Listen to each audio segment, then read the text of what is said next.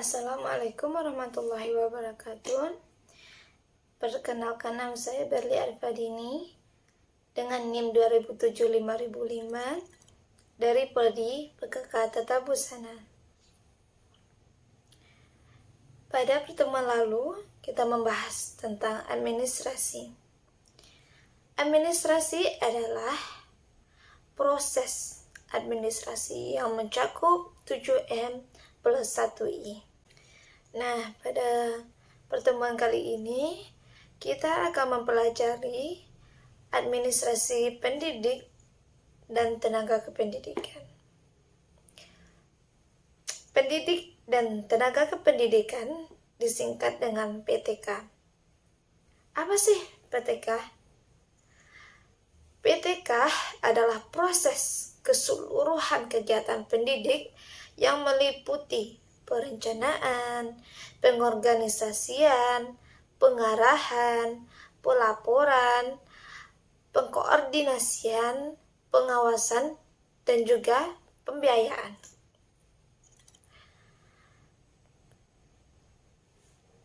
Itu semua menggunakan atau memanfaatkan fasilitas yang tersedia, baik itu berupa personal, material, maupun spiritual, untuk mencapai tujuan pendidikan secara efektif dan juga efisien.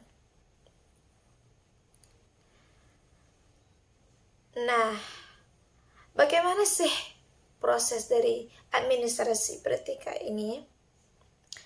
Proses administrasi PTK dimulai dengan mengadakan tenaga kependidikan seperti seleksi, selanjutnya penempatan, dan orientasi. Tujuan dari orientasi adalah untuk mempercepat masa adaptasi sehingga tenaga kependidikan baru dapat bekerja lebih baik. Kita kenali dulu siapa pendidik dan juga siapa tenaga didik. Kita mulai dulu dari pendidik. Pendidik secara umum, pendidik di Indonesia lebih dikenal dengan pengajar, yaitu tenaga kependidikan yang berpartisipasi dalam penyelenggaraan pendidikan dengan tugas khusus. Apa sih tugas khusus dari tenaga didik yang ada di Indonesia?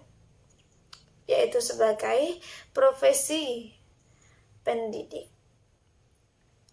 Pendidik mempunyai sebutan lain sebagai khususannya, yaitu guru, dosen, konselor.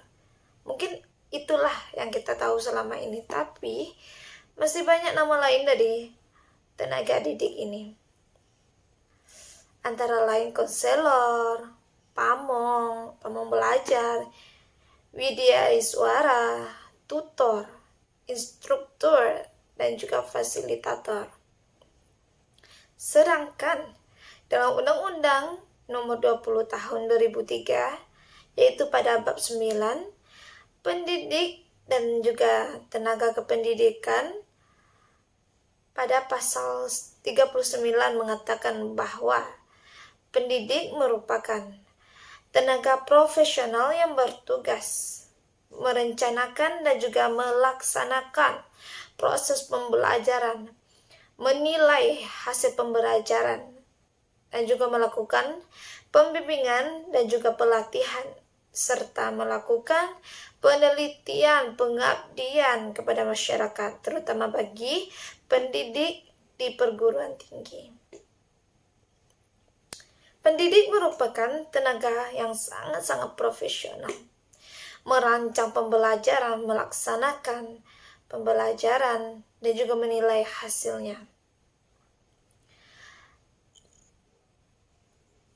Nah, pada kali ini kita juga harus tahu siapa sih tenaga didik. Tenaga didik kependidikan meliputi kepala sekolah atau juga madrasah, pengawasan satuan pendidikan, tenaga administrasi, tenaga kepustakaan, tenaga laboratorium, teknisi, pengelola kelompok belajar, pamong belajar, dan tenaga kebersihan. Tapi pada Undang-Undang Nomor 20 tahun 2003, pendidik dan tenaga kependidikan, yaitu tenaga kependidikan bertugas melaksanakan administrasi, pengolahan, pengembangan, pengawasan, dan juga pelayanan. Walaupun secara tidak langsung terlibat dalam proses pendidikan, diantaranya wakil-wakil atau kepala urusan, tata usaha, laboran, pustakawan, pelatihan ekstrakurikuler, dan petugas keamanan atau penjagaan. Tetapi mereka juga tetap disebut dengan tenaga kependidikan. Proses administrasi pendidikan dan juga tenaga kependidikan. Yang pertama adanya pengadaan tenaga kependidikan.